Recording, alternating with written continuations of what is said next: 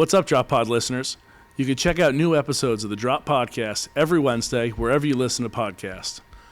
You can find all of our content on YouTube at the Drop Golf Podcast and on our socials. That's Instagram and Twitter at the Drop_pod.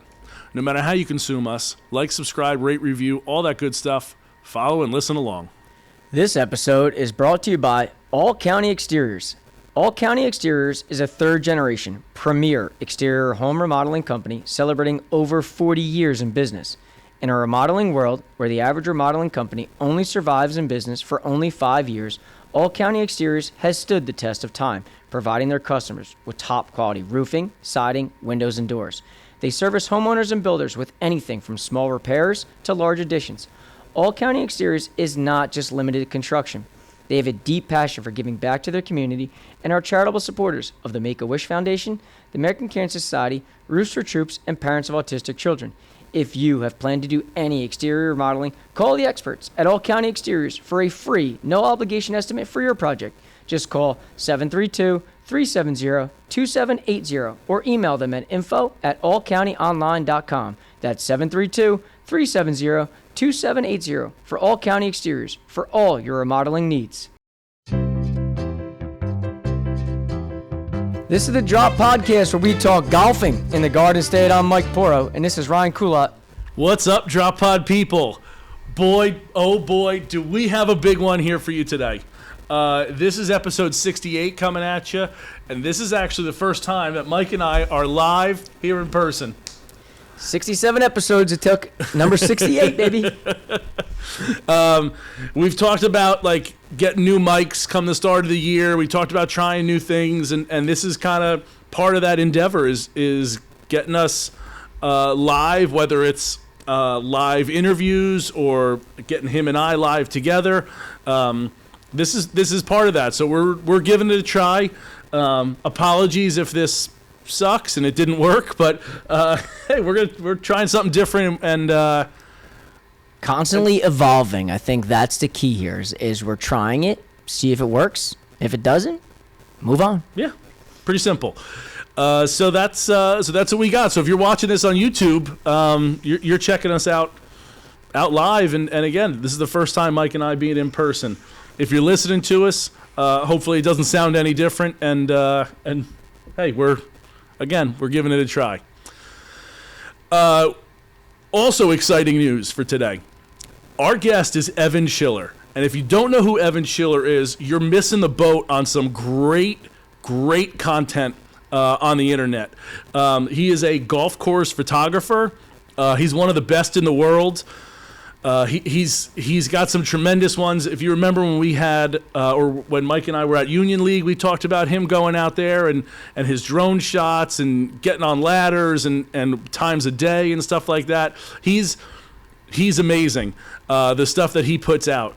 So we have Evan on today and get to talk to him for nearly an hour about his process, about how he goes about it, how he sees it, envisions it, what his story is, how he got into it. So stick around. It's really an awesome conversation we had with Evan Schiller. Arguably, probably the number one golf course photographer in the world. Yeah. I don't. There's a bunch of people out there that are doing it. I don't know if he's if you want to call him like the godfather of it, or if he's been doing it the longest, or wwhatever the case is. But I mean, how awesome was it to have him on? And yeah, it was not what I expected when he jumped on. It was very... Yeah, listen, I think, and again, we don't want to ruin it, but the stories that he shares, and it's funny because even in the interview, you'll see I'm ready to, give his time back to him and kind of, hey, Evan, thank you very much. He's like, Mike, I got one more story. Yeah. And I was like, listen, we can keep going. We can keep going for another hour if you wanted to. So yeah, you got to stick around and tune into that one. Yeah, so that's coming up on the back end. Mike and I got some things we're going to talk about, but before we get into those, little update on the schedule. Nothing this Monday, as you saw. Sometimes I get mad when like you think about the future, right? So this is coming out Wednesday. We're obviously recording it before then. So this past Monday, the 22nd, we didn't have anything come out. Tuesday, the 23rd, we had TPI Tuesday episode 6 came out. So that came out yesterday. Obviously, episode 68 coming out today, Wednesday. No Ryan verse for Thursday this week coming up. We're gonna, like we've been talking, we're gonna do every other week. So those that saw last week, we got to get into it before you go to the next thing. You know, I think when you teased us about what to expect, I watched the opening shot.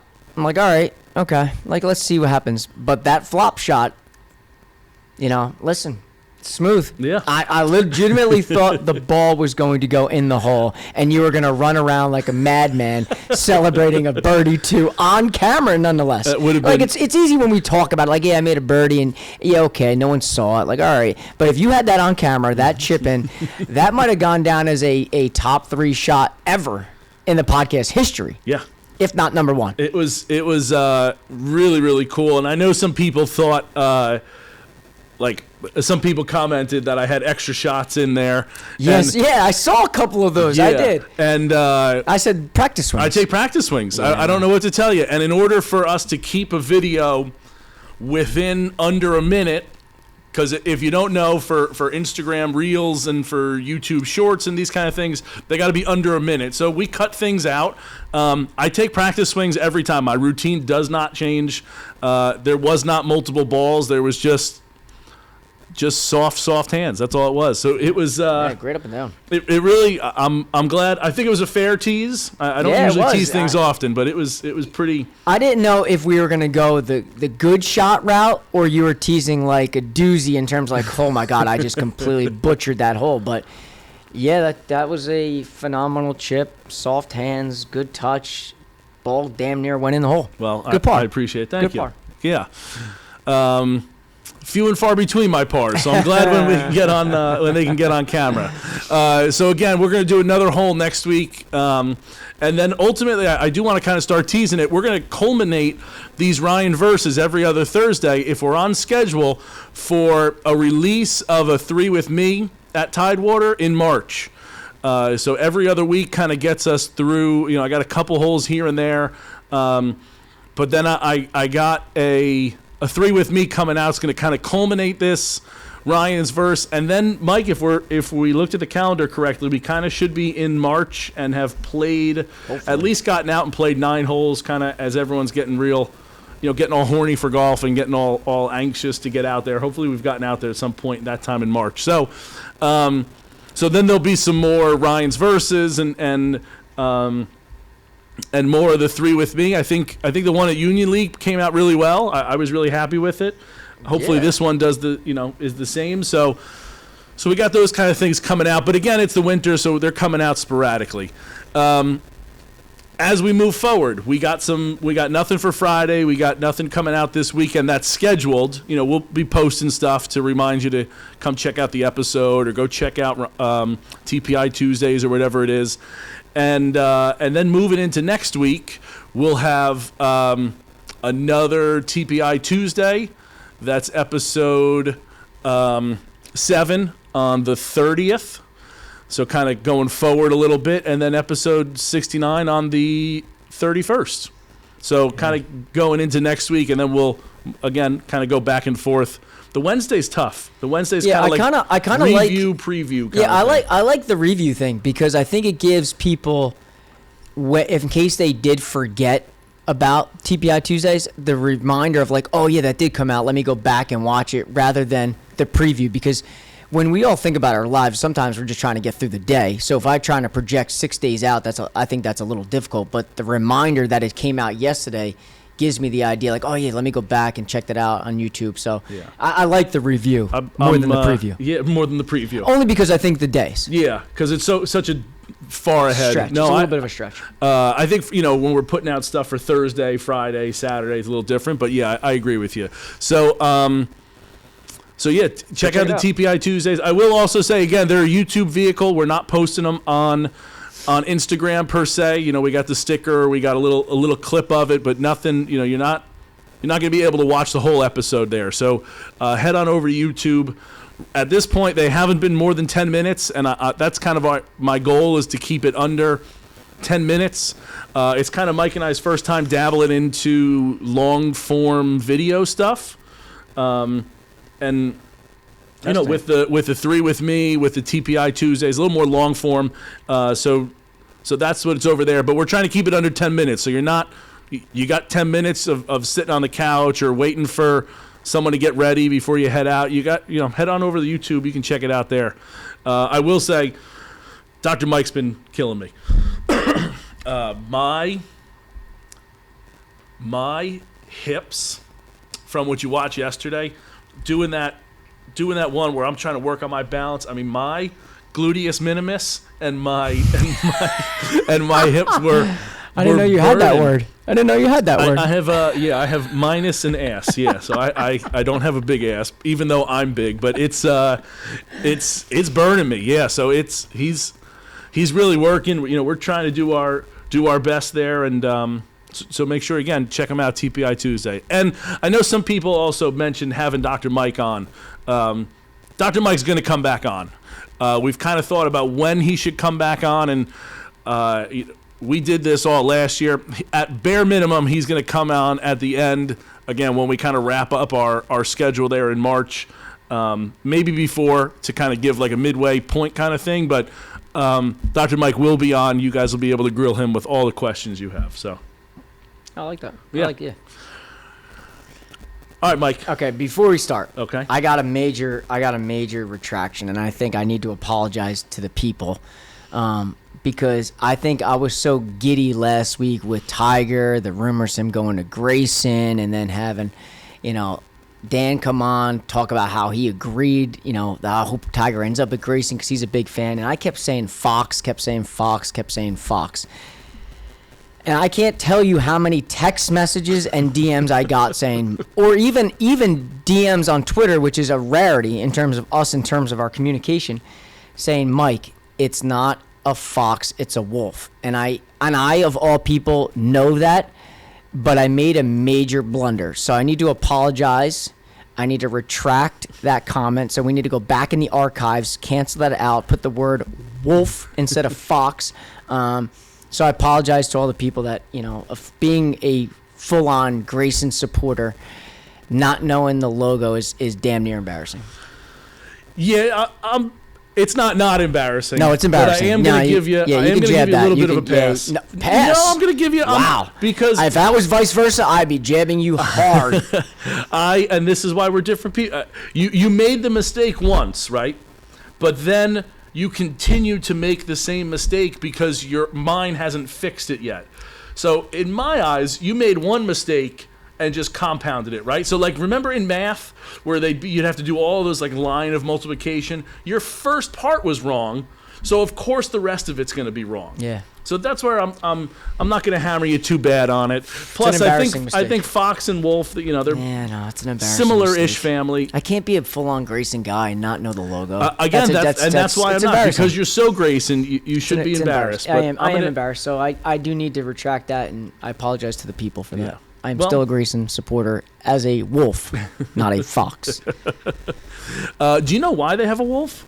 I don't. I don't either. I'm legitimately asking. I didn't even look into that aspect of it. I just knew that I needed to lead today's episode, making that correction. So somehow, somewhere, you need to get into the audio, go back and fix that, so I never sound like an idiot ever again. It's just going to have two different sounds all of a sudden. What does the fox say? What does the fox say? Yeah. You're going to start playing. What does the fox say? There we go.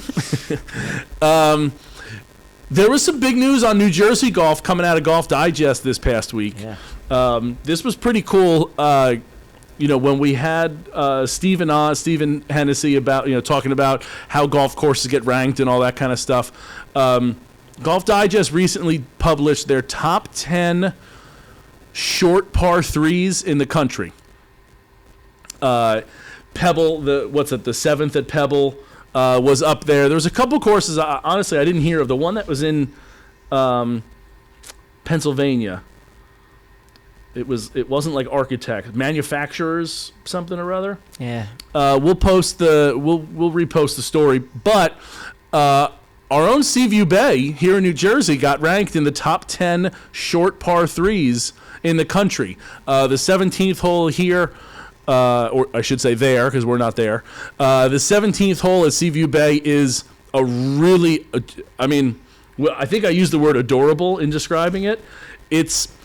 I think we played it. It was playing like 98 yards, I want to say.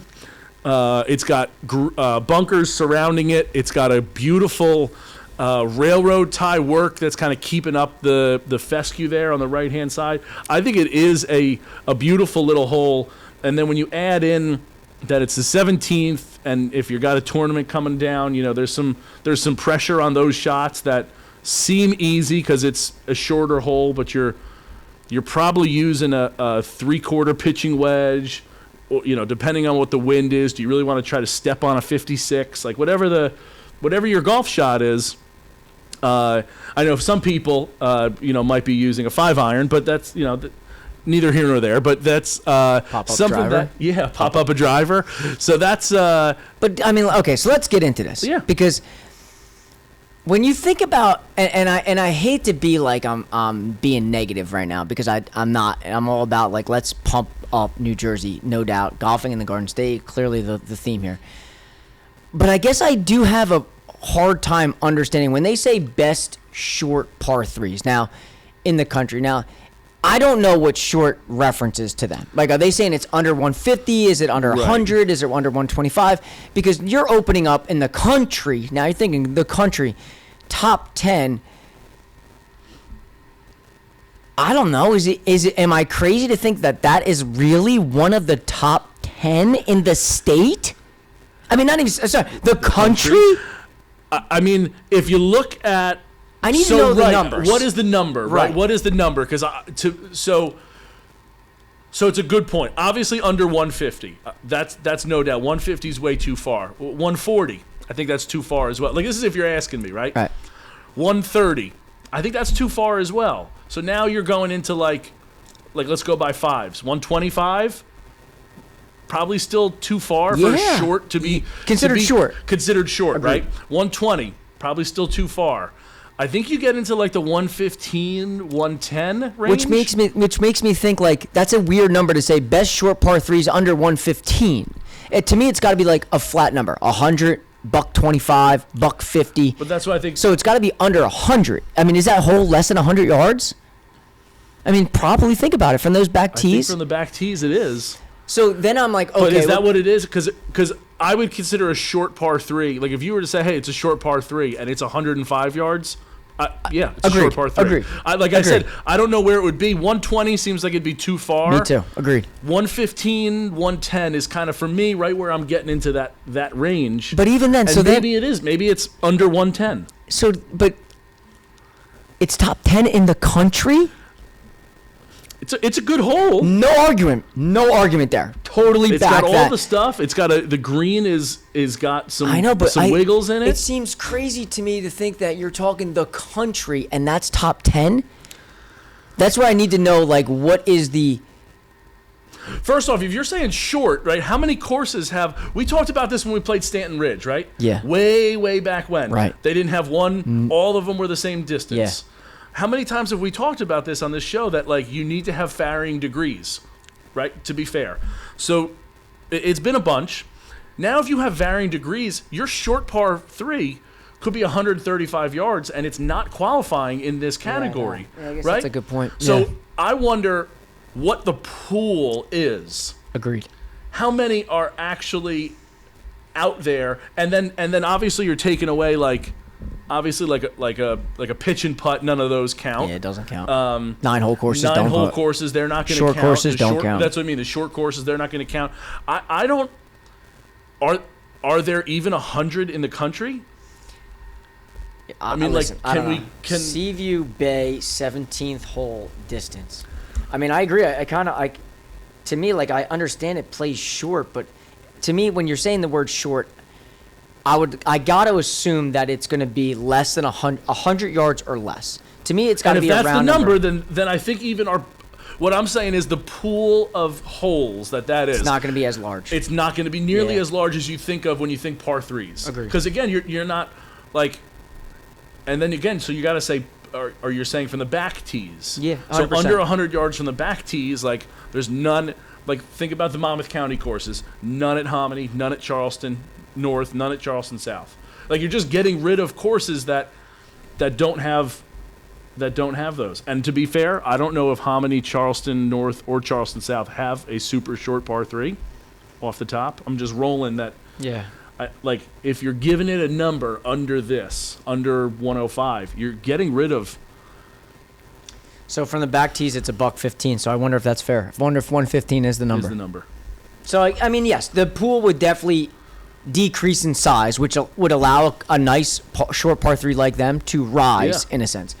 And again, I'm not trying to hate on Seaview Bay. I don't want to knock it to be like, oh, it got 9th out of 15. Right. Like, okay, congratulations. Right. Because I do think there's, but that pool is probably in the country.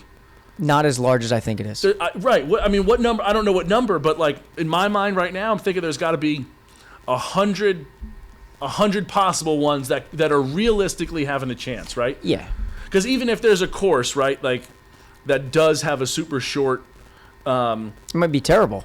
It's not a good one. It's not a good one. Like that one at Bella Vista.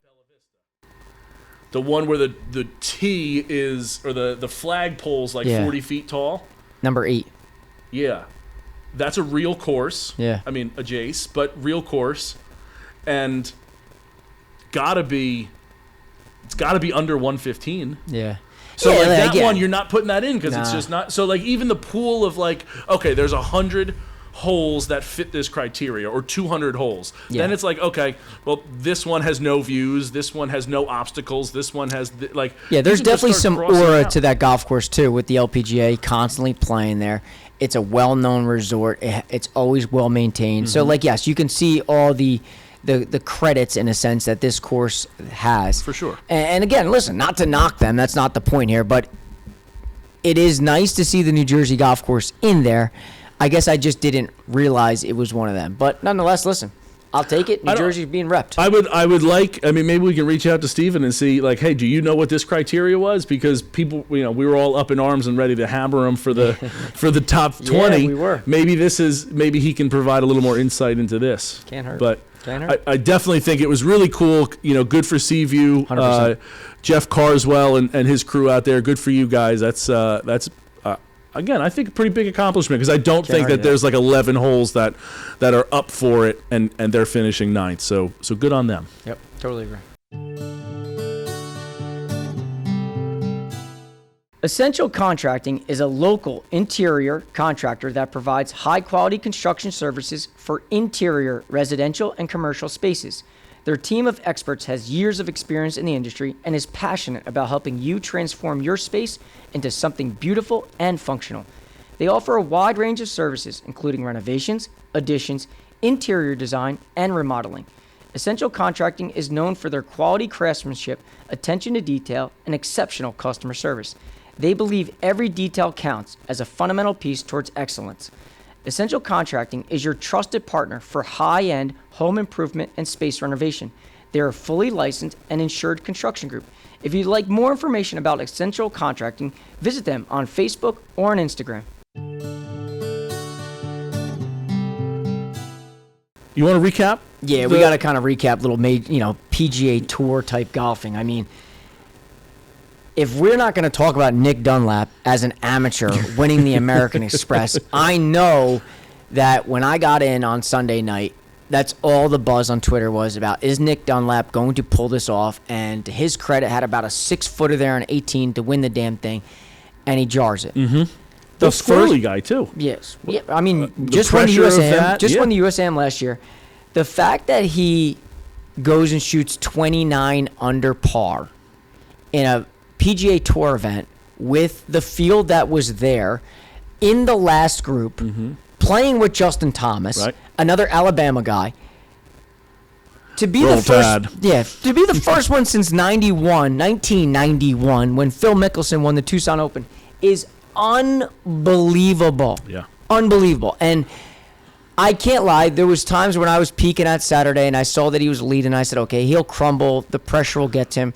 I understood he won the USAM. I knew all that. I got all that. At some point, he'll throw up a double bogey and bring himself back. Yeah, just never happened. Yeah. And the fact that he went out and did that, opened up so many doors.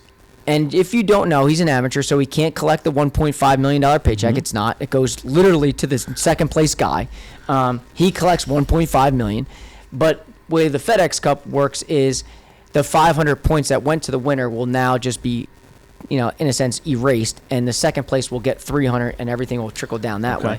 I didn't know that. That's good. Yeah. But Nick Dunlap, and then I saw this week he withdrew from the Farmers because I think just being overwhelmed from everything going on. But the opportunities that he has now, even more so from winning the USM, can't imagine. How, and I don't know how true this is, because, again, he's an amateur, so he can't get stuff. He did say, he's like, oh, yeah, I missed out on the money, but at least I got Pro Shop credit. Did he actually get Pro Shop credit? I thought I saw something that he got $500 in the Pro Shop, and he could spend that money on golf stuff. Which, Nick as Dunlap an amateur, wanted something from the Pro Shop, someone was going to throw him a shirt from the Pro Shop. I'm not saying that, but like getting, can you get? I guess I'm asking legally. Can he get $500 in Pro Shop credit? Hey, you didn't win. There's no money, but like, I think can the pro just give him? I think as long as no money is being exchanged, okay, he's able to have Pro Shop credit to it. Okay. So maybe that actually did. I thought it was it was a funny quote, and I was like, wait a sec, did that actually happen? But on top of that, all the things that he is now having access to, if he decides to turn pro, is amazing. Right. Now, everybody said like, oh, well, he gets into Masters now because he won if he turns pro. But he just won the USAM, so he's in the Masters regardless. But he could, if he wanted to, if he turned pro, he would get into all the signature events for this year. So the opportunities that he has on top of if he decides to stay in college, the NIL deals that he would get are probably, I'm not going to say as lucrative as they could be if he stayed on, if he went to the tour. Right. But you got to think they're lucrative enough that, okay, he won this week. He's won the amateur. I don't want to take away that or project that he wouldn't be a good golfer, wouldn't make money on tour. But he could potentially go to the tour, miss a bunch of cuts, finish T72 or something like that, and not actually make a lot of money, whereas his NIL deals, he might make a ton of money. Well, yeah, I think that's part of the decision he has to make is you're going to be kind of gambling with your career. Like, and I look at it like the conservative way would be to go back to college. You know what you have. What year is he? He's sophomore. I believe he's a sophomore. Yeah, I thought that's what he was too. But nonetheless, you could play the conservative route, get your money from the NIL deals, do that. But the dude's a golfer. And who doesn't love college? Yeah, but he's a golfer. He just won on tour. You got to. Let's pack your bags and go. He's got to be in that mindset. You're playing good golf, nonetheless. You just beat Justin Thomas, Xander, Cantlay, all these dudes that made the cut. Wyndham Clark. We go on a list of big name guys. Right. You just outplayed them. How do you not roll the dice and say, listen, this is going to be my life. This is going to be my career. I'm ready. Yeah. I just proved it. I didn't make a cut. I didn't finish top 5. Like, you damn near won the tournament first time since 91. You've got to go pro. To me, it's a no-brainer here. Yeah, I think about what got me thinking was going back to Nick Bova and Mark Costanza. That those guys, and again, I don't want to take away from their accomplishments because they're absolutely phenomenal stud golfers. But going back to like what they said, like I enter a tournament, I expect to win that tournament. And that's got to be this kid's mindset. So I'm with you. I think that as a competitor, as someone who plays as high competition golf as he does, he's got to be thinking like, I just proved I can do it. On the biggest stage. On the biggest stage. I've done it at the amateur level. He's probably won dozens of other amateur tournaments. He won the U.S. Junior, right. And he won the U.S. And the only two people who do that? Tiger and Jack. Tiger and him. Oh. He was the second person. Okay, so to win them both. So like, again, he's got to have all that confidence. I think people at that level, again, looking at like Costanza and Bova, they have that confidence innately anyway. And I think that I think that that's what's going to happen. I think he's just a matter of time. He's already in the Masters. Go make some money now. Yeah, make some money. Now, here's an interesting question. And again, just thought of this. He enters the Masters, stays as an amateur, doesn't make any money. If he enters as a pro, does he give up being there as the U.S. Am, the winner of the U.S. Am? That's how he got in? He got in because he won this tournament. So then does someone else get to come up from the U.S. Am? No, you have to be the winner of that event to get in. Now, if you turn pro, then you are... If you aren't Nick Dunlap and you don't have this signature win at the American Express, you've lost your invitation to Augusta. So you'll see a lot of amateurs that win the U.S. Amateur, Sam Bennett. Yeah. Okay, he plays as an amateur so that he can play in the tournament. Otherwise, he wouldn't. He wouldn't be in. So then after the Masters, then a lot of them turn pro because their exemption to get in is out. Okay. Interesting. So I didn't realize that. Nick Dunlap jumped up to number 68 in the world, ahead of guys like Billy Horschel. Like, Billy Horschel just was top 15 a couple years ago. Yeah. And a guy that's coming back. Like, dude, we've seen him work hard. And to me, there's no doubt that a guy like Nick Dunlap has to go pro. You know, some of the things I've read and I'm reading here is like he's fully exempt through 2026. Okay, so we're just started 2024. So he's fully exempt. 2 full years. Yeah, three full years. 3 full. So there's no. He's rolling dice saying I'm going to be able to. I'm going to be able to play 3 full years without worrying about am I on the tour?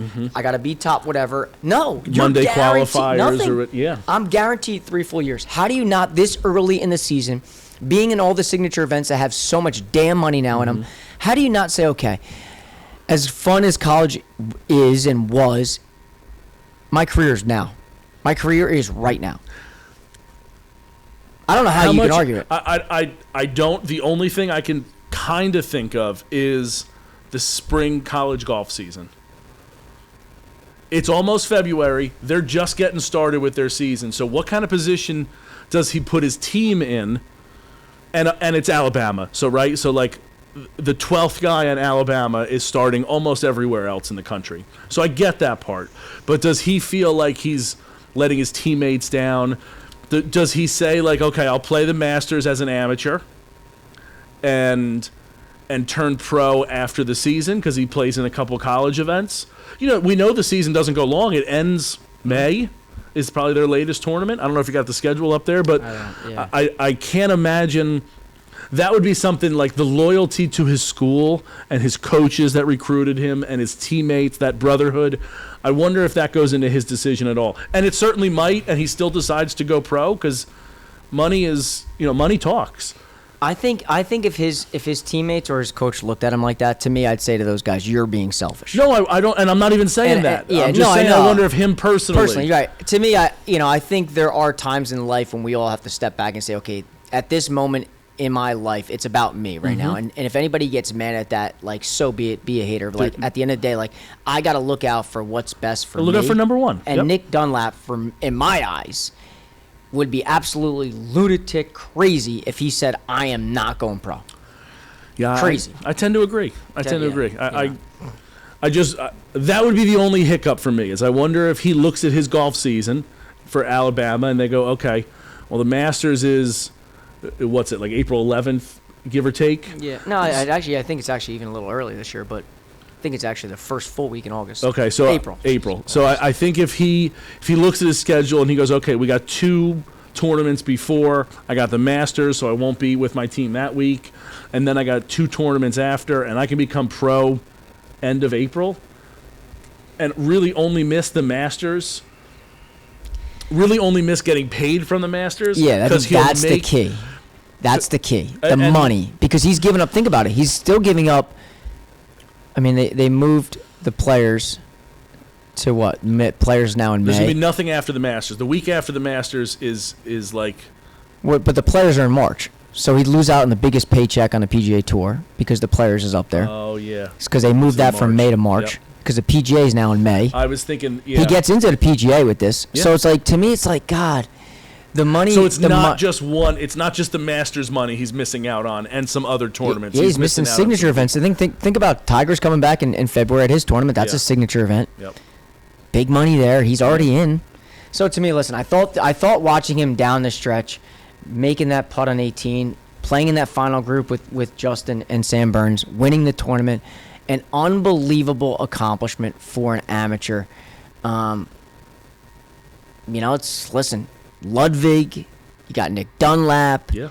You got some super young studs that are going to be like, let's play some golf. And they talked about that coming out of the Tiger era. You got guys like Rory and JT and Jordan that, like, they grow up with this, with BDE, that they don't, like, nobody's going to beat them. They grew up, like, idolizing Tiger and having this, like I can beat everybody kind of mentality where you've seen that shift. So now we're going to get into a time where you have these guys who are a little older and wiser, maybe more so, with these younger guys who are still gripping and ripping with that same mentality. I think we're coming into a really interesting time in pro golf. Super exciting. Not to mention, have you heard that there's another tour starting over in Saudi Arabia? Yeah, well, listen. They're, to their credit, John Rahm just snuck over Gordon Sargent, who was number one in the Wagger ranking. So, like, that's a whole other animal in itself. But yeah, so listen, kudos to Nick Dunlap, unbelievable. And I'll say the other thing about this past week in professional golf. I know we kind of jumped on the Tommy Fleetwood bandwagon, leaving Hawaii, flying out to Dubai, winning. Rory kind of choking, missing a 2-footer, and before we all criticized him, like we all missed that 2-footer before. He rebounds and wins. Not before. More often than not. Okay. He rebounds this week. Yeah. Wins in Dubai, takes down Cameron Young. That's what great players do. Fourth victory over there. He's won more over there than anywhere else in the world. Listen, most guys would, throw the towel in, probably collect an appearance fee, and just go about their business. But that dude rebounded, won, played good golf. Kept his composure, didn't let it get to him. You want to talk about another guy playing very well early on. Rory's right there.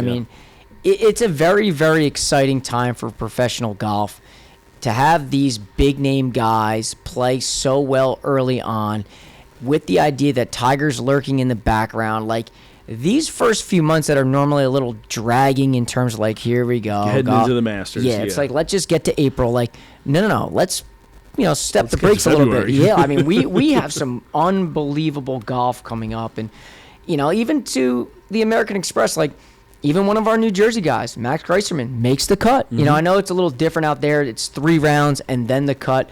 So unfortunately, Chris Goddard had a rough first round. Rebounded and played really well the second 2 days. And Ryan just didn't have, probably his A game getting all through 3 rounds. Yeah. But all 3 of them are at the Farmers this week, and I'm excited to keep an eye on those guys. I did see that Morgan Hoffman missed the cut by 1 out at the Bahamas. So that was kind of a tough pill to swallow to see him not make the first cut. But the New Jersey guys are at it, and hopefully, a brighter future ahead. Yeah, for sure. I've made it no secret here that my Torrey Pines is on my Mount Rushmore of places. So when I saw Ryan post a picture that he was at Torrey, of course I sent him my picture at Torrey, as they were similar, but yeah, I look forward to this week. Torrey Pines is a special place. Anyone that's played it knows that it's a great location. It's an exciting time in PGA Tour golf. It for really sure. is.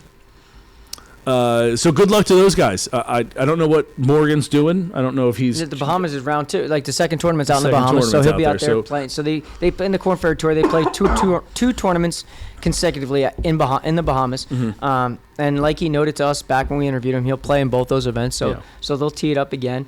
And I believe it's kind of similar how it was last week, where it's a Sunday to Wednesday start. So it's a little counterintuitive to what we normally are. But it just gives us more golf throughout the week. For sure it does. I didn't know if he would try to go Monday qualify at Torrey, because I know he talked about that. But yeah, that's right. He did say he was going to spend his 2 weeks there. So good luck to those guys. Again, out at Torrey. Good luck to Morgan in the Bahamas. I know it's tough lives they lead in those two places. But it's a career. It's a career. It is. I got one final thing before we end this and send it to Evan. Hit me with your best shot. Let's put that audio out. I think we got to talk about Tiger and his Sunday red. Yeah. I guess it looks like from everything that I was reading and seeing that Grayson is completely out. What did you think of the Sunday red logo? What did you think about TaylorMade coming out with an apparel line. What are your thoughts on the Tiger Woods Sunday Red? Because you know I got mine. I know you do. I'm not gonna lie. I think the logo is not as good if it would just be a TW. I didn't love the logo. Like, I think about Tiger wearing Sunday Red, and rather than have that Nike sign, have a TW. To me, that looks awesome. If this is going to be the logo that's like the tiger with like SR, like whatever the letters are, it wasn't doing it for me.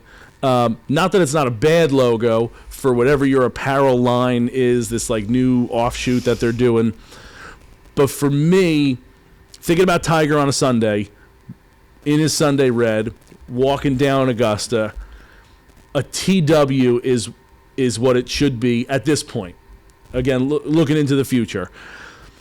That logo's just not going to do it for me. Now, honestly, if you were to get rid of the letters around it and have it be just a tiger, that I could mess around with that. What if I present this to you? Okay. I'll give you Sunday, walking down Augusta, 1-stroke lead. All he needs to do is par 18 to win. He's got just the logo on the left chest, right? Mm-hmm. Just the Tiger logo, and on center neck he's got the TW. Okay. Just the Tiger. Just the Tiger, and he's got TW center neck on the back. I can you do buying that. Yeah. I could do that. Yeah. Because for me, it's the like letters the are terrible. letters to take it away. I don't know what they're doing. I think maybe it's like a marketing thing to try to get, like maybe they are going to take it away, and that's not going to be the full logo. But yeah, it wasn't working for me. No, the letters to me were terrible. I hated the letters. Okay. I absolutely loved the logo. Mm-hmm. The Tiger logo to me was sick. Oh, it's a cool tiger. Yeah, I mean, it's like it's kind of neat. And obviously the TW he owns, so that's going to be somewhere on something that he wears. Mm-hmm. I guess I just have a hard time believing that like TaylorMade is going to put out apparel. Like they never have. They're not known for that, and I get it. It's kind of like, you got Tiger, you're going to figure it out. But Nike couldn't figure out shoes. Well, that's where I was going to go with it. Like there's some part of me that's actually kind of surprised that Tiger just didn't jump in bed with an already well-established manufacturer and then just took the equity with them. Because Peter Millar, Grayson, these Ralph Lauren, these companies, okay? That's what they do. TaylorMade doesn't do that. And that's where I was like, I'm just not sold on that. Is that something, though, that interests him? Where he's like, hey, these guys don't have it. I'm going to be able to start at the ground floor. Do you think at that is his age, he's wants to worry about, like, what the material is of the shirt, though? I think, yeah, I do. Okay. Because I don't think that's that hard of work. It's not that he's doing the producing. Right. TaylorMade's coming to him, or he's going to TaylorMade, handing them a Grayson shirt and goes, replicate this. Because... And I don't want to sound dumb or anything like this. I probably will. But Grayson, Peter Millar, like those top brands, Johnny O. There's not a difference in feel to those, right? There's cut differently. There might be some, but like the material itself is the same for those top end. And I don't even know that as a fact, but like I know it certainly feels very similar, if not the same. So I'd imagine that he just goes, here, we're going to make this. Okay, it's going to be cut in this kind of size. And he's not going to a factory and, like, seeing what it is. I can't imagine that it's a lot of hard work behind the scenes. Yeah, for I don't him think, I'm not saying, regard. yeah, he's going to he's not going to the production line and checking that out. I just feel like that's just another complicated step to have to then bring in 10 shirts of Tiger and saying, pick one. I just would assume that, like, if you like Grayson's fit, and you like their style, you just would have went with it. Yeah, but maybe they gave him some, I mean, he plays TaylorMade clubs, so maybe it's like now he's kind of going like, again, I've told you the same reason I don't have an iPhone, right? I don't like the MacBooks, so I got the Google phone, I go PC, I go with I stay Droid. Whereas maybe he's thinking the same thing, right? People are iPhone, MacBook, iPad. Mm-hmm. For their tablet. Maybe he just wants to go, I'm going to be all TaylorMade. I'm going to have my... Listen, I can't lie. I have to buy one of those polos with the logo on it, minus the letters if it's available. but I am kind of questionable about the TaylorMade move. But yeah, listen, I can't wait to see what he's wearing come February. I'll tell you that. Really looking forward to that. Yeah, again, cool Tiger. Didn't like the letters, and yeah, I mean, pretty much on the same page there. So, Rarity. You got anything else? No, I'm good. That was it. Me neither. So that's going to be it for Mike and I. Again, first live in-person one. Hope you guys enjoyed it. Again, make sure you stick around for our interview, or this felt more like a conversation than some of the other ones. Sometimes we grill our guests a little bit more than this kind of was. Felt like it was story time. It was. It felt honestly, and I'm not. This isn't like an age joke, or I'm not trying to be disrespectful at all. Felt like story time with Grandpa. Yeah, it really did. Yeah, we picked his brain really good, and I thought some of the things he had shared with us about even some courses specifically in New Jersey was really, really interesting. And I knew that, when him and I were kind of DMing back and forth, like finding a way to get a guy like that on who's world renowned, it's a hard opportunity to not take up. For sure. Absolutely. So, again, make sure you stick around right now for our conversation with Evan Schiller. Enjoy.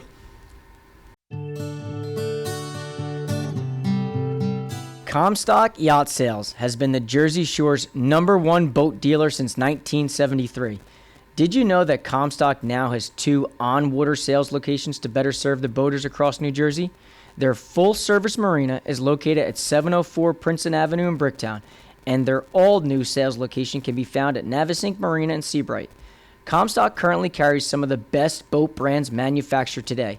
The team at Comstock is proud to be New Jersey dealers for Regulator Center Consoles, Grady White Boats, Tiara Yachts, Sea Pro, Four Winds, and MGM Yachts.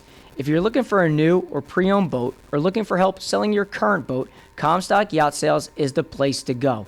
Go online to see their full new boat lineup or stop into one of their 2 locations today. They can be found at ComstockMarina.com. That's ComstockMarina.com, or for immediate sales assistance, text them now at 732-604-1237. That's 732-604-1237. So today's guest, I truly think needs no introduction. I think one way or another, we've all seen the amazing pictures that Evan Schiller puts together, worldwide, world-class golf course photographer. Again, Evan Schiller, thank you so much for coming on today's show. Guys, thank you for having me on. It's a treat. I'm looking forward. This is going to be fun. I'm looking forward to it. The treat is all ours. Yeah, listen, it really as is. I said in the pre-show, listen, I don't think there's somebody that likes your post or comments on your post quicker than I do, because I see them and I'm just frankly in awe. I don't care if it's not only here when we talk golfing in the Garden State, but like even outside, every single one is so damn amazing. But before we get into all the amazing places you've been and the special spots that you've seen, like, why don't you give the audience a little bit of a background about you, how you started, how you got into the game of golf, and we'll kind of go from there. Yeah. So, wow. So my father, I have to credit him for getting me into golf. He was a pretty avid golfer. I think he was probably a 9 or a 10 handicap at best. And I have memories of him taking me to the driving range. And, he would give me my first lessons and help me out, and we'd go play. And I remember once he gave me, I think my first lesson was in Florida with Ben Tosky, who is, I think, Bob Tosky's brother. But anyway, my father was the one who got me into golf, and I started playing some junior tournaments, then amateur tournaments, and then on a whim, I kind of went out for our high school golf team, and that was no big deal because the coach said, "Let me see you swing." I didn't even hit a ball, and he goes, "Okay, you're on the team." That was a tough one, right? And then I played college golf at Tulane and University of Miami. Actually, I played on the same team with Woody Austin. Oh wow! I didn't know that. Yeah. He was a good player, great player then too. Was he a firecracker then too? Oh yeah.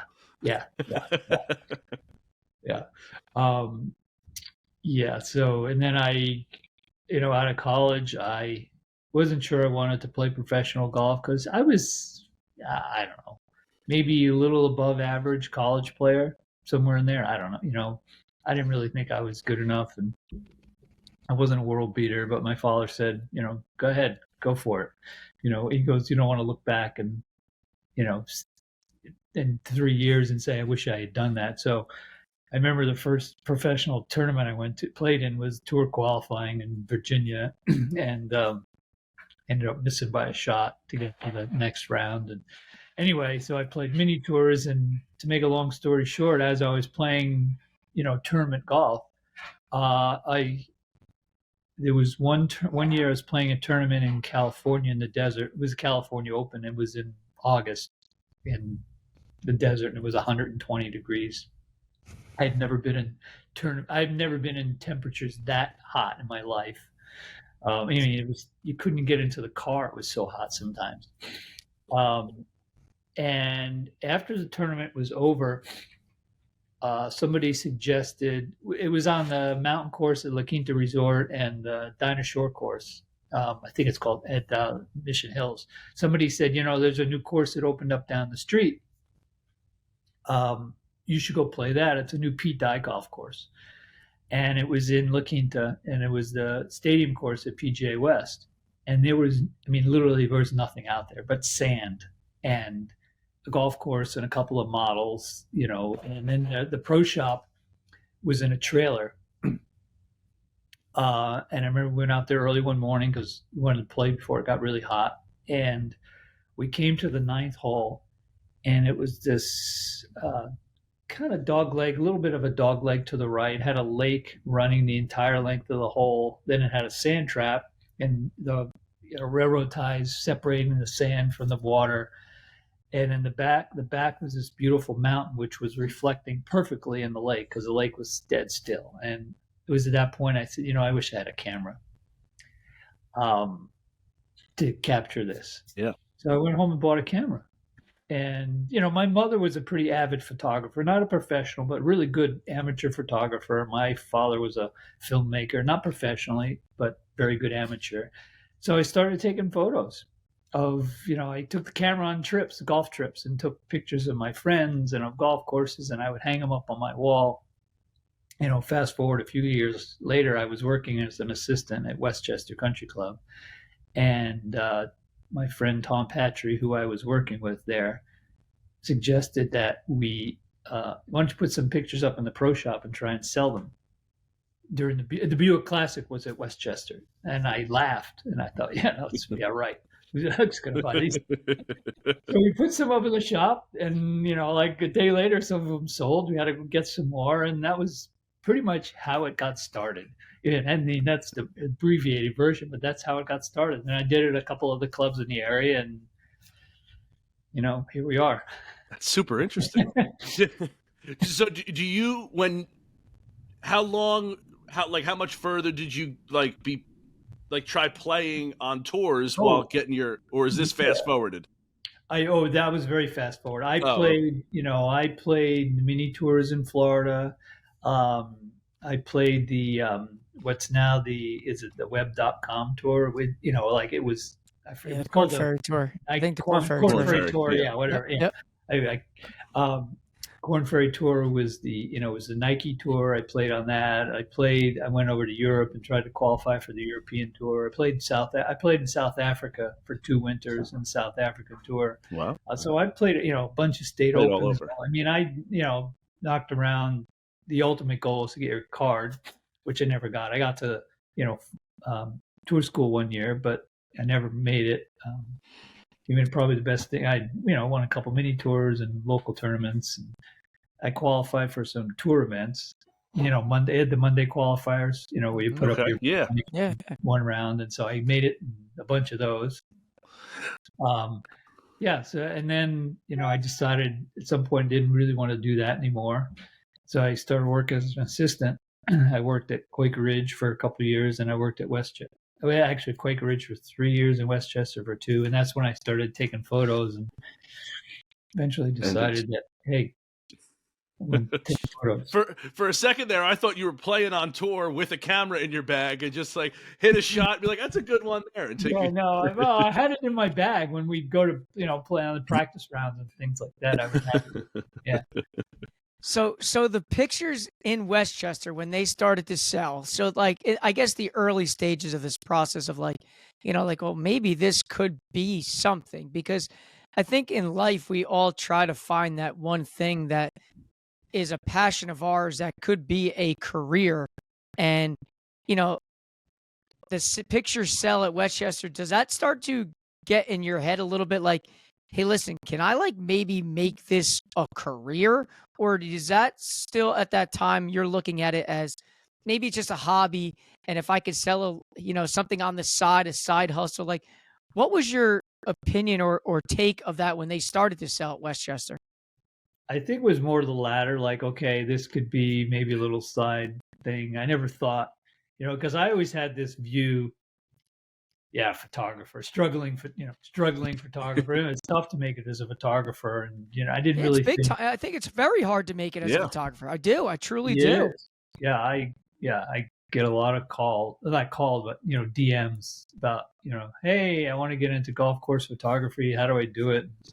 Do you have a camera? Yeah, I got a camera. You got your phone. Just go. Yeah.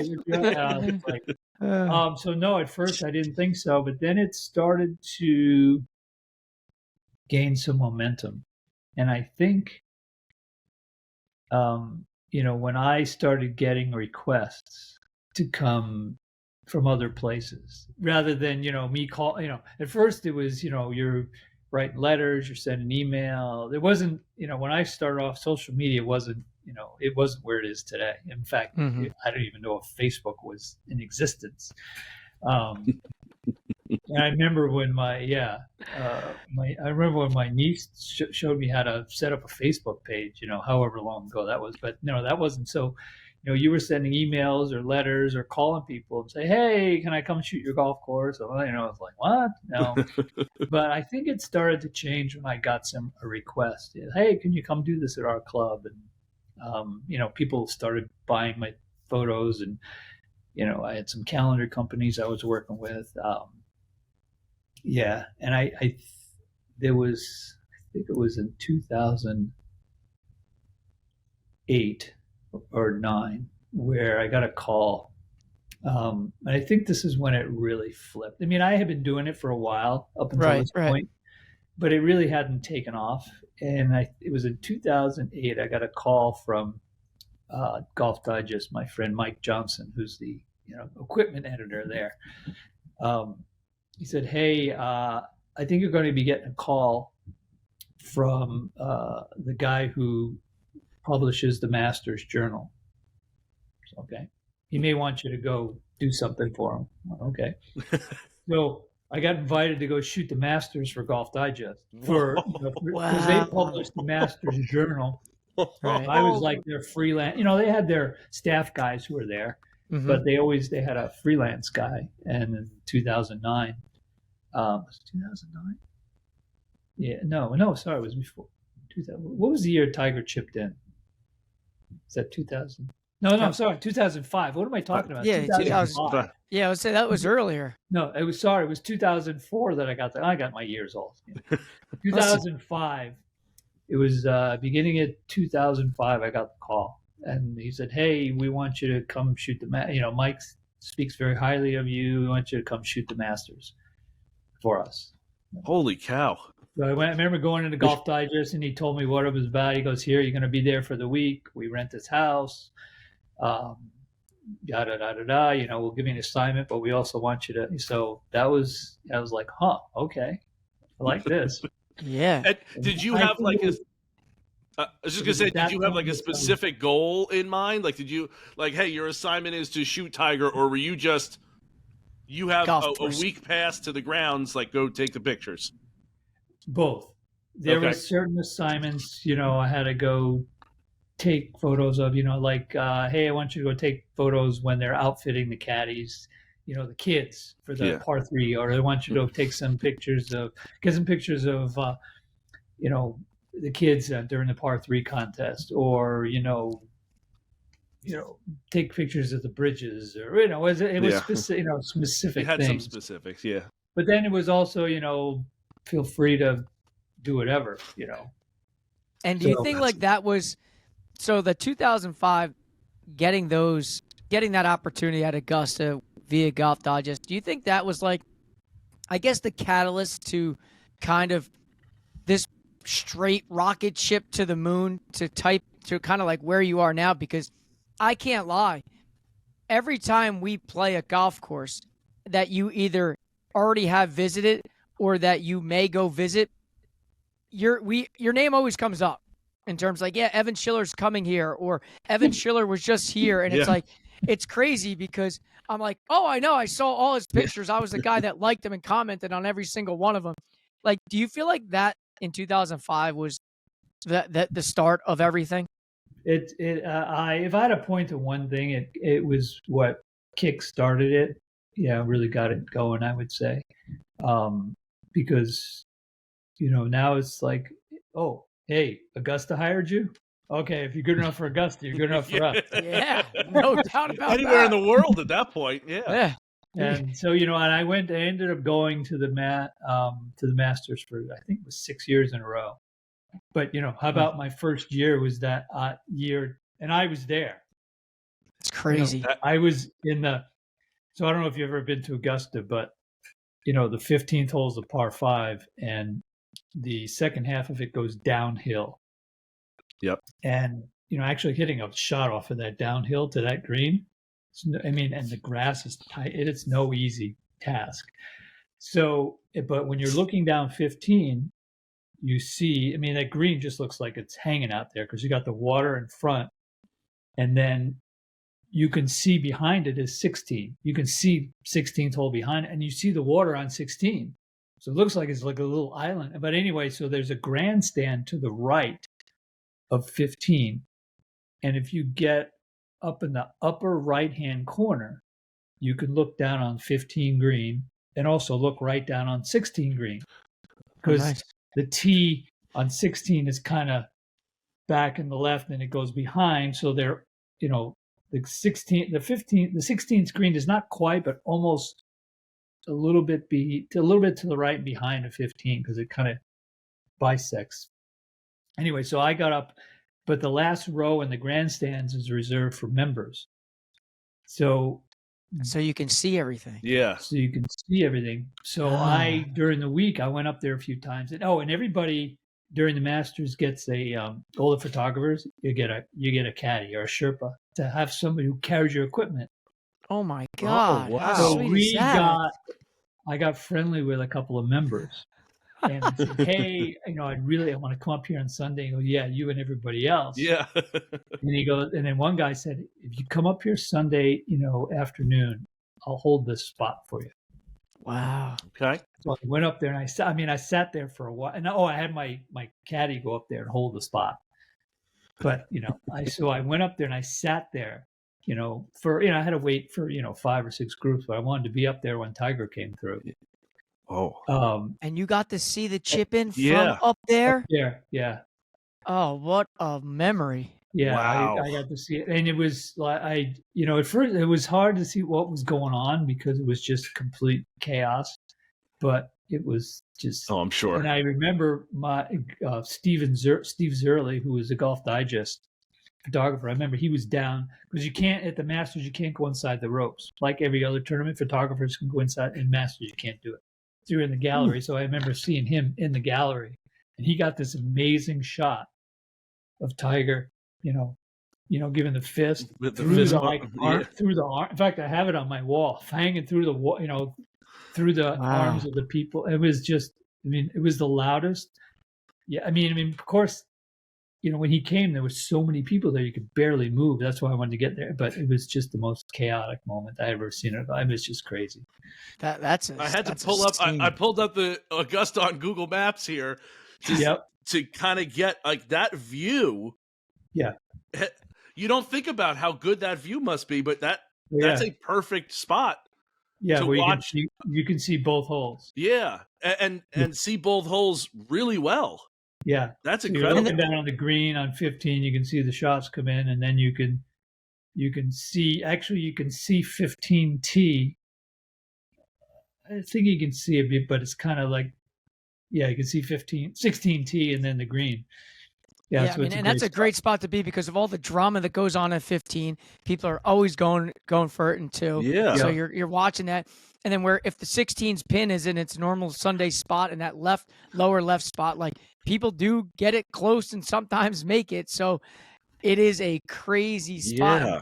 That's a sneaky good little nugget for people that if you're going to Augusta, like that is the spot you may want to go and hang out at because I mean, man, talk about drama. And then also one that year it was, I think, I don't know how many years later, the hill on the left side of 16 they cleared out. There used to be a bunch of trees, but they cleared it out. So now you could sit on the hill. So it's like this big amphitheater. It wasn't like that in 2005. But once you get up there, you're stuck. like when the last group comes through, everybody gets off the grandstand. So it's like you're stuck. There's a lot worse places to be stuck. Right. I'll tell you that. Mike, that might be our ticket on. We're not going to play in the Masters. We're not going to caddy in the Masters, right? Maybe we need to be one of these photography Sherpas. Maybe that's a way for us to get on the grounds. I don't care what it takes. I'll be the person that just brings out drinks. Let me just walk the grounds for that matter. But I throw my hat in the ring every year for the tickets. I always get the kind email. You've been declined. Try again next year. But Evan, I gotta ask you this because I think that golf course, like the landscape of golf courses is some of the most beautiful that you can possibly take. It has some of the best, obviously it's well manicured, but some of the best views that you could possibly have. But I always say that the pictures or the photos that anybody takes never do it justice because it's just, you can't capture it. Yes. You seem to capture it. Is it just because your camera is better than my camera on my phone, or is there something more to this? Because it really does, like the essence of the golf course. Every time that I see one of your pictures, I'm transported there. And then in the couple times that we've gotten to play, like the par 3 at Union League, and getting to see the staircase, North Jersey, Hamilton Farm. It's just like I've already been there, seeing your pictures before. You're able to transform us there. How do you do that? Again, is it something simple, just like don't use a camera phone, or like what's the setup? Yeah, what's going like? How you do it? What's your process like in this? Yeah. So this without giving us all your secrets. Yeah. This is okay. This is it. This is the secret. No. So this is more than just a couple word answer. So first of all, you're taking a life-size scene, right? Mm-hmm. You're standing there, it's life-size, but also your eyes see in multiple dimensions. I don't know, 3, 4, 5, I don't know how many dimensions, and it's 3D. And also people, when they're standing there looking at a scene or on a hole, you're also interpreting a lot. Your eyes are interpreting a lot, which you don't realize. But you have to take this life-size scene, which exists in multiple dimensions, and you're putting it on to a flat screen, whether it's your phone, it's your computer, it's a print. So you're squashing it down to one dimension. Mm-hmm. Now, certain photos and certain print mediums can make it seem more three-dimensional, but I think you have to take that into account as well. And my whole intent is, like every golf course I shoot, I scout. I drive around, I look at different angles. I look, okay, this might be a good shot. Now hold on, do you mean scout as in like I need to scout this course and you just happen to get a free round of golf and it's a beautiful place? No, actually, sometimes I play it, but I literally drive around the course. Okay. Playing it helps sometimes, but driving around the course, just learning the course, and maybe certain angles I want to shoot it at. But I will also drive around with this app. It's called the Sunseeker app. I don't know if you ever heard of it. No. It's called Sunseeker. There's a few other ones that it tells you where the sun is at certain times of the day. So in other words, I can get like on the fifth hole of the Mead 9 at Union, which is that par 3 you're referring to, right? Beautiful. I can get on the tee or on the green and take the Sunseeker and hold it up in the sky, and it'll tell me where the sun is going to be at 4 o'clock or 5 o'clock or 6 o'clock in the afternoon or 6 o'clock in the morning. So I have an idea, okay, I think I want to shoot this at this time or between this time. So I know when to be there. So a lot of, so that's part of it. A lot of it also has to do with the perspective and the angle. My intent is to capture a photo that gives you the real sense of the place, whether that's up in the air, on the ground, it may be both. That hole, there's the stepped tees, right? Mm-hmm. And, if you get up too high, you lose that it's downhill, and you lose the step effect. And, I took some shots from the tee, right? Looking down, like right behind the tee. And I was like, this isn't quite doing it. And then I went off to the side, to the left. And I went, okay, now you can see the steps better and the green. Mm-hmm. And then I said, I wonder what it'll look like from behind. So I go down there, and I got behind the green, right? And I realized, because the sun, when I shot, I've always gone there in October, early October. The sun sets, like if you're facing the green, the sun sets to the left, like around, let's say the green is 12 o'clock, say it sets around 10 o'clock over those trees. So in the afternoon, that could actually be a really nice shot from the tee. But from behind the green, it's not as nice a shot because the sun's behind you. It doesn't look as nice. So the shot from behind the green is better in the morning because the sun's coming up from the opposite direction. And then so I looked at the behind the green. I went, oh, now you could really see those steps. And I said, if I catch it right with the shadows, it'll accentuate the steps more with the green. And if you get down low enough, right? If you get up too high, you won't see that it's downhill. Right. So I actually took my drone and flew it behind the green down low to shoot the green, so you could see that it was coming down and you could see the steps were up a little. So you have to play around with looking at it different angles and views and times of day, and kind of being able to predict, about a lot of years of experience, predict kind of what do you think it might look like at certain times and from certain angles. Having a drone helps because I can move it around and to different angles. And, shooting with a drone up high is not always the best angle. I know a lot of drone photos, people think drone high. Well, I've taken it and flown it 6 feet off the ground, but I've flown it in a place that I couldn't stand or put a ladder. So that's like, I said this when again, staying on Union League here, the 2, 3, the fourth hole, Mike, is that the one with all those bunkers, the elevated short hole? Yeah. It's got a little pot bunker in the middle. Yep. So it's a great picture. And I said I wish that I was just like a little bit taller to take this picture, because that bunker system at the end of the fairway, I don't think it would be the best picture. Again, go back to your point. I don't think it'd be the best picture directly going down, but just like at maybe 12, 15 feet to like hover and take that picture so you can kind of get the idea of how big it is.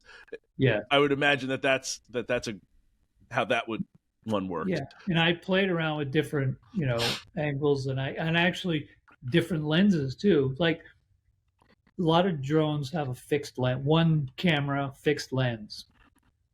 I've never liked that because I thought it was limiting, and most of the time, and nothing wrong. I mean, it's a great little, like the DJI Mavic 3 Pro is a great. I mean, it has a little zoom on it now.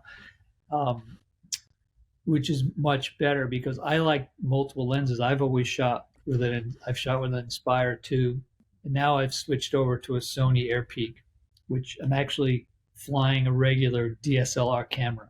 It's a bigger drone, but it actually flies a Sony camera, and I use multiple lenses.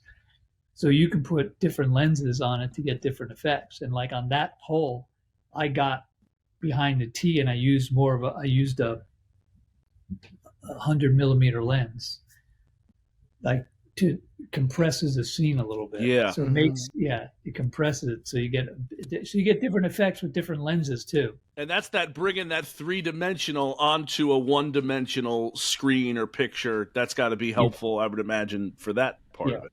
Yeah, it is. Yeah. It's something that, like I said, I don't, every time that I've seen a picture, it just transforms me there. And it's just so interesting and fascinating to me. And for someone, and I'll give a little personal thing of myself. I'm colorblind.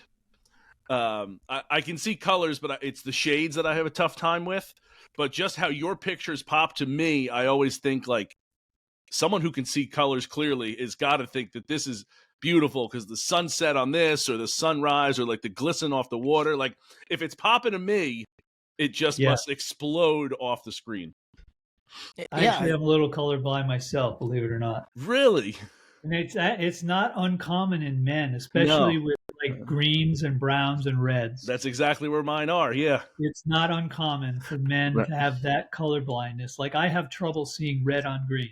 Certain reds on green, like a hazard line on a golf course. Sometimes I have a hard time seeing it. I'm the same way. I give the example of like a Christmas tree. I can see a green Christmas tree. I can see the red ribbon. But if you put that red ribbon around a Christmas tree, it's just it's like brown. It becomes just brown. I can't see anything. Yeah. Oh, there you go. I mean, all your pictures at Union Lake are just second to none. And when we went there and we got the opportunity to play, like, your name was a huge topic of conversation before we went out and played because every shot that you had taken, even if it was like the third hole on the Grant side, like no matter what it was always something that just was like, wow, when he came. And it was so funny because I think one of the early times that I may have DM'd you is when I saw that you had taken a picture in the parking lot at North Jersey Country Club. And it said, I think one of your questions on Instagram was like, where do you think I'm at today? And Ryan and I had just left there maybe like a week after that. And I'm like, oh my God, I know exactly what it is. And knowing that I live on social media, I'm like, I'm going to be the first person that DMs him back with the right answer because I know that parking lot. But it's just another spot that in New Jersey that obviously that you've been, that you see, and everybody that we talk to that you've been there just speaks so damn highly of everything that you put out that I'm not surprised that you are doing so well with so many different spots because I think if I was a golf course like them, who better to have come take pictures, drone footage, video of our spot to showcase it even more so than you? Is there a spot in New Jersey that you have not gotten to that you're like, you know what? I wish I could get my paws on this puppy. Yeah, there's two of them. Plainfield and Somerset Hills. Let's go, Plainfield, Somerset Hills. Let's go. I have not been to either one yet, and I know they're they're in the top 4 or 5 courses in New Jersey. Yep. Yeah. I mean, Somerset Hills might be Pine Valley is, but Somerset Hills might be number 2 or 3. Wow. I'm actually surprised you haven't been to either one of them. Yeah, those are bigger clubs that you would think would have. I've shot a lot, It's interesting. I live in Connecticut. Okay. And I've not shot that many courses in Connecticut. I've shot a lot in New York, Westchester, a lot in New Jersey. But not those 2. Wow, that's actually surprising. Yeah. Because to me, Plainfield is Plainfield's not trying to be private. Like they're private, but they're not like people know Plainfield, right? They're hosting events there. It's not like it's not like Somerset Hills is a little more sneakier. Exactly. In a sense. It's quieter on a social media front. Yeah. But Plainfield's not afraid to be out there. Yeah. Right. Which is amazing that you've never been there because if I remember correctly, they're actually hosting the New Jersey State Open this year as well. Okay. So it's another spot that opens up their doors to Yes. many, many people. I guess I'm stunned that those, man, have you been to Pine Valley? Yes. Yeah. It was a while ago, but yeah, I've been to Yeah. Pine Valley. And what are your thoughts on that spot? You know, it was so long ago.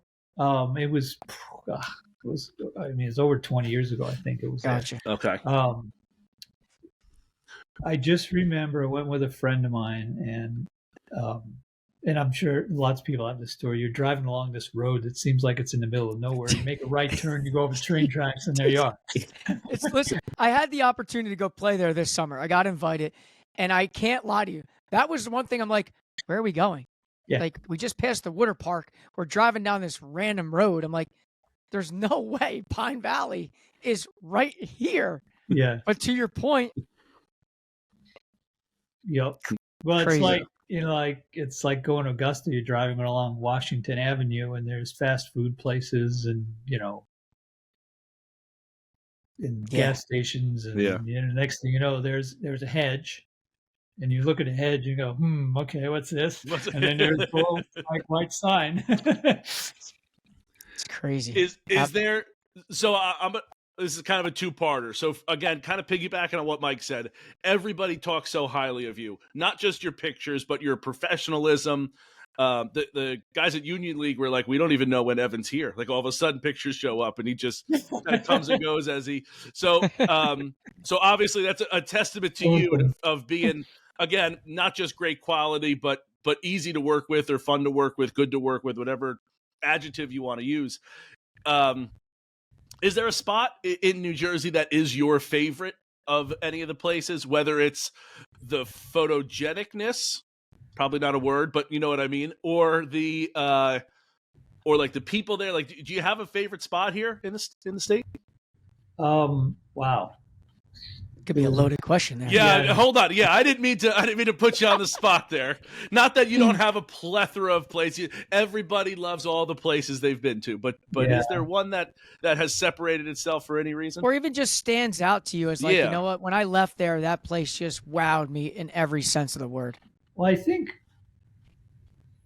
Union League National, because I remember it as Sand Barons, and I was at Sand Barons a long time ago, and I have to go back. Oh God, it was a bunch of years ago. I met Dana Fry. I went on just by accident at Naples National. He was out playing golf, and I was out there shooting. And he said, he looked at me and he goes, "Are you Evan?" I went, "Yeah." He goes, "Hey, it's Dana Fry." I went, "Oh wow, you designed this place, right?" Yeah. So we started talking and we kept in touch. And he goes, I got this project in New Jersey. He goes, "I think it's gonna be amazing." He goes, "I'm gonna try to get you in there to shoot it." And so he did. He made the introduction. I got in, and I remember going there. They had the Sherman 9 finished. It had just finished, so I went to shoot that. It was still a little rough, it was still growing in, but they were still moving dirt on the Meade and on the Grant 9, I think, Meade and Grant. And I just remember them building. No, sorry. Maybe I went there before they were, because I remember they were still moving dirt on number 8 Sherman. And I just, this dump truck after dump truck after dump truck. And Dana was trying to explain to me what he was moving, these creating these huge mounds. And I mean, this one's going to be 60 feet high. And this is not like I'm looking at all these dump trucks and bulldozers and like pile after pile after pile. And they were creating number 8 on the Sherman, which is that short little par 4 with the big, with the mound behind the lake. And like he was trying to, there's the tee. And I took some pictures of it and I was trying to envision it. And then coming back the next year to see it finish, it's like, whoa, okay. But that then must have also been cool. Seeing some of the other holes, being built and the dirt being moved. And so seeing that, from the dirt moving, the shaping to the finished product, was really interesting. And I just thought but also it's amazing. I mean, just amazing what they do with a flat piece of land. and what they transformed it into, and it's beautiful. And it's a photographer's paradise. I mean, that must have been so cool to get into the designer's mind. Like you got to see it as it was natural. He has this vision in his mind of like, this is what we're going to do. And then for you to see the end result, which is what he had in his mind, is got to be such a cool thing to see what they're doing upstairs. Yeah, I remember he was showing me, he was sitting on top of this pile of dirt. Pile of dirt was like 40, 50 feet high. And he was showing me what he was, there's going to be this ridge down there. There's a flat piece of land. And he goes, it's going to be a ridge about 40, 50 feet going down this way. And I'm looking at a flat piece of land, and I was like, what? Well, when you move 2 million tons of dirt, you know, it's like, going to do it. That was wow. Yeah, it was pretty cool. Yeah, that is one course I felt like when Ryan and I got the opportunity to play, we kind of jokingly said to Jack and Jake, the two guys, you know, the professional and the director of instruction there, like, it just was like a postage stamp of every hole. Like, I felt like I was taking my phone out and doing like probably like little kid work compared to what you do, but like snapping a few pictures here and there. And I was like, every one, it was just like, wow, this is so damn good. And I can't lie, to this day, there hasn't been a post of ours that has gotten way more attention than that one of a carousel of pictures from that place from my iPhone. Yep. I can only imagine yours with your following, how much that thing takes off, because every single one you're like, wow, that's good. And then you go to the next one, like, that's even better. Then you go to the next one, like, yeah, that place was definitely unique. It gave me a lot of Pine Valley vibes in terms of how it was positioned, a lot of the sand. It gave me also the vibe of like a Pinehurst number 4, like that whole little vibe of pine trees, all the sand. Yep. It just had that whole correlation that those three specifically just kind of tied it in with a lot of similarities. Yes. Yeah. And then like outside of New Jersey, you know, like I guess as an outsider, Mike, interrupt you. I'm gonna ask you about worldwide. I think Mike's gonna go outside New Jersey for the States. Be ready for a world one next. Yeah, I guess obviously, listen, I don't want to take up. Ron and I could probably sit here and just pick your brain for hours, and you'd be like, all right, guys, like I got something to go, I got places to be, so I don't want to take up too much of your time, and I'll let Ryan end with his question. But for me, like, outside of New Jersey, obviously there are so many special spots. Augusta being one that you spoke about, like Pebble's got to be a spot. Like there's so many of them. Outside of New Jersey, what has been one of your iconic ones? What has been one of your favorite ones? And like, what's one that you probably can go to multiple times and it just doesn't get old?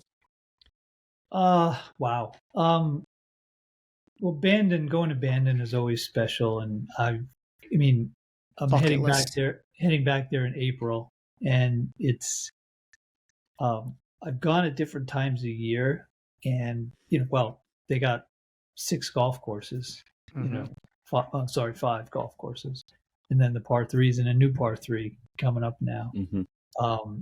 And every time you go there, because the weather is so variable and so different, and going in April, last year my trip in April got canceled because I had flights canceled and the weather was so bad, and it's like, I want to capture it when the gorse is in bloom, which I haven't done yet. And in April, it'll start to pop. So that's always a special place. In fact, one of the, probably one of the best photos they ever took was of the 5th hole there a bunch of years ago. This foggy, misty morning, and there was still some leftover, gorse in bloom, but that was the beginning of May. So that's one place that's really, it's always special to go there. It was, it's a bucket list spot. That's a bucket list spot. Yeah, that's a spot you'd love to get out there and just. It's one of the great golf destinations. It's a golfer spot, and if you love golfing and you're not looking for all the extracurriculars, like getting there can be a little bit of a hassle. Okay, but once you get there, it's like, I feel like the sea Golfer's just pardons. paradise. It's let's get after it.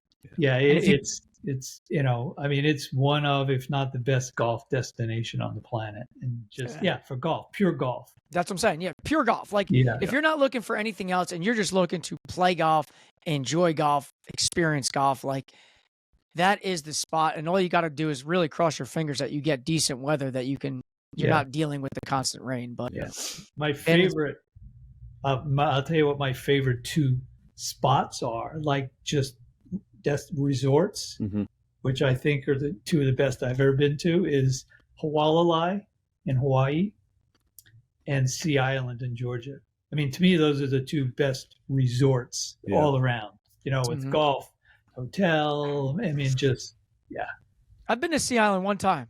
I played back in my day. I played college golf, and we took a golf trip to Sea Island, Georgia, and we played the TPC course where they used to have the PGA Tour event down in Georgia. And I know they do now. It's like the RMC or something goes on. Played on Seaside and Plantation. But prior to that, they played at a TPC course years ago. Right. But I mean, we loved it for the week that we were there. That place was just special in terms of like Davis Love was in a cigar shop when we went and visited. It was just like this whole thing was just like an amazing little spot that like people from New Jersey really don't experience. And then you get out there, it's like, wow, this is pretty cool. Yeah. So, I mean, well, the golf has got much better. Seaside course is really good. And then Davis and Mark renovated the Plantation course, which is real. I mean, it has this old school look and feel to it. You'd think it was like a Seth Rayner golf course or something. And then the hotels, especially the Cloister, is just off the charts. I mean, it's one of the best hotels in the world. And it's just, wow. I mean, just the amenities there, just in the setting. And awesome. Hualalai is, well, any place in Hawaii is nice. Mike and I both left that one alone. Hawaii speaks for itself. Especially this time of the year. Who the hell doesn't want to fly out there to get out of this northeast? So I've gotten to go there actually a bunch of times to shoot. And my wife and I went there on a honeymoon. So it's, awesome. And then do you have one more international, talking about Bandon, you got northwest, southeast. Do you have one in have you been over to like Ireland and Scotland or you mentioned South Africa at the beginning. Do you have any from there that stick out to you? Yeah, there's well, I've been to Ireland a number of times. I don't even know, it's a bunch. I haven't been recently, but Royal County Down might be my favorite golf course on the planet. Wow. One of my favorite. Yeah, it's pretty pretty special place. Yeah. So that's, I mean, I just love going to Ireland. It's and Scotland. I haven't been to Scotland as much as Ireland, but there's something, and I've usually gone in the like in September, and there's something with the weather. The whole experience of being there and dealing with the weather and the lights, really, when the sun comes out there, like after a rain or something, the lights exceptional. Beautiful. I mean, yeah, really, really can be really, really exceptional. And then, I know it's not a traditional like links course, but Old Head is pretty spectacular setting. I mean, it's not your typical Irish or Scottish links course, but the setting is, there's not many better or many more spectacular than that. So I was fortunate enough to go over to Ireland in August of 23. My first time over there. Got a buddy who lives in Dublin. We did there was 12 of us. We rented a bus for the week that we went over. It was a big excursion. But I don't know if you've heard of it, but St. Patrick's. Yeah, St. Patrick's Links. Yep. At Rossapena. What you were mentioning before about going and shooting early on when like the pro shop was in a trailer. That's this place. The pro shop's in a trailer. They have like they had 3 trailers, the pro shop, the men's room, the women's room. And that's it. There's no driving range, but that place is going to be a place that I think you're really going to like when you get there. And when you do get there, there's another one. It's a small little island, but you got to remember it if you do the next time you get up into that northwest part of Ireland, Crutch Island. Crutch, yeah. But it's I don't know if you've heard of it, but Yeah. The views are spectacular. I mean, I just, again, I go back to my phone. Like some of the best pictures I've taken are of that place on my phone, Yeah. and just they don't do it justice anywhere close. It's so beautiful up there, really Yeah. spectacular. It really is. I've seen pictures of it. Yeah. There's another place, I think it's in Scotland now, called Isle of Arran, I think, Aran. There's a Okay. golf course out there. I'm not sure exactly, but yeah. So Yeah. The Cool views spot. are just yeah. Yeah, it's just amazing. Ev, I can't thank you enough. And I do want to throw this out there to the audience that, like, go check out Evan Schiller photography.com. You got your 2024 calendar on there. And obviously, me being the nerd that I am, I just look and read everything. And when you're talking golfing in the Garden State, you do have 2 New Jersey golf courses on there as 2 of the months. North Jersey Country Club being in March, Union League National, the Mead side being in October. Like, go check that out. I mean, obviously, it is a great, great thing that you do. I can't emphasize this enough. Thank you so, so much for coming on today's show. I know that we were kind of playing tag a little bit with DMs about getting you on, but it's been a privilege of ours to get someone like you on the show. Oh, thank you. Can I, I'll share one funny story. Yeah, Like, please absolutely. do. Sometimes people are like, you got to tell me one story. And it actually happened in Ireland, and now it's a funny story, but it's not relevant now because I've, since the advent of drones, it's been a game changer. So I shoot a lot with drones, especially this new Sony Airpeak that I've been shooting with, which has just been a complete game changer. So it was at Old Head, and it was a bunch of years ago, and I was still shooting. It shows you how bad I was still shooting with film, and I was shooting with a Hasselblad, which is a Swiss, German Swiss camera, and so the Hasselblad has this back on it. It's a film back, so you load. And I would travel with numerous backs, so you'd load the film into the back, and you'd have several backs loaded. So but you could only shoot 12 frames, so you shoot. Doom, doom, doom, then you have to put another back on it. Wow. So you load the backs ahead of time, and then you shoot one, take it off, put it on another one. So we go to shooting this helicopter, and they were shooting some video, and they said, "Hey, you want to go up and shoot some helicopter?" And I went, "Yeah, sure." I mean, I've done it before. So what they do is they take the doors off. You got you got the seatbelt on. Yeah. And legs dangling out the end. My wife, when some of them actually, they turn the seat. I don't know if they did it. They didn't do it this time, but sometimes they'll turn the seat. You're sitting right against the pilot, turn so you're facing straight out. So we got into the helicopter, and they put the seatbelts on, and my wife is sitting next to me. So what she's going to do is she's going to load, because you're shooting pretty quickly in a helicopter, and I think we only had 4 backs. So she would load the back, take the film out, strap it up, load it back in, right?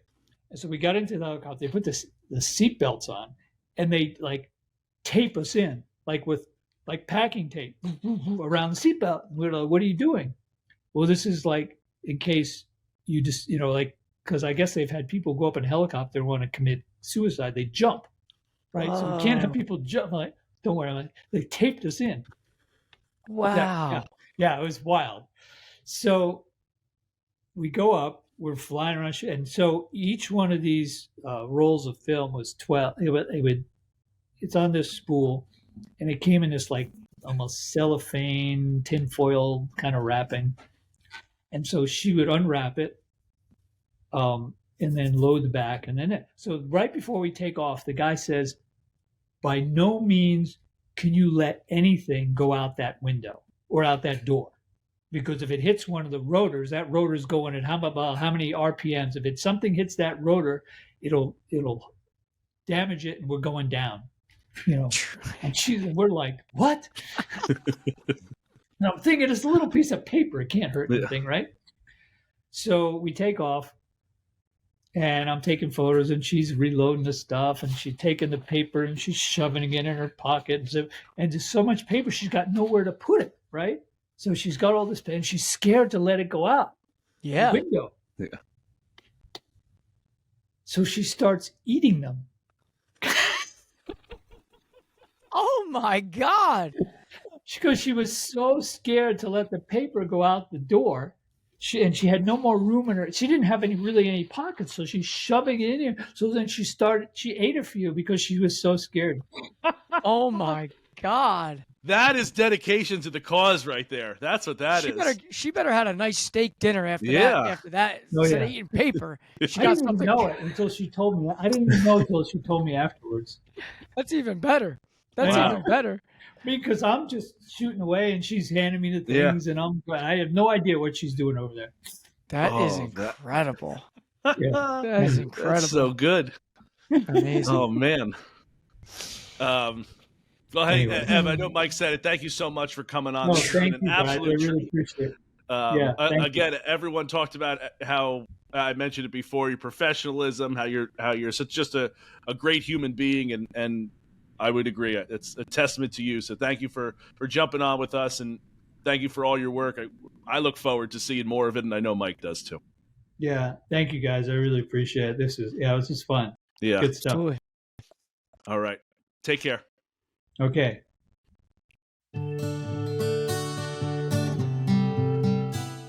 Name a better feeling than buying something you know you can take and wear anywhere. Money spent on quality products is money well spent. Even more so when you can rock that purchase just about anywhere. Why would you spend a fortune on clothes you'll only wear to the course when you could buy gear that's just as nice at home, at a holiday party, or work event, yet comfy enough it doubles as loungewear? Obviously, we'd all love to be playing 36 holes every weekend of the year, but just because you have to sneak in a quick 9 before work doesn't mean you need a change of clothes. And as winter closes in, check out their new festive hoodies and beanies to fight off the chill at www.swannies.co and use code THEDROP25 for 25% off. Swannies is your go-to from work to golf and everything in between.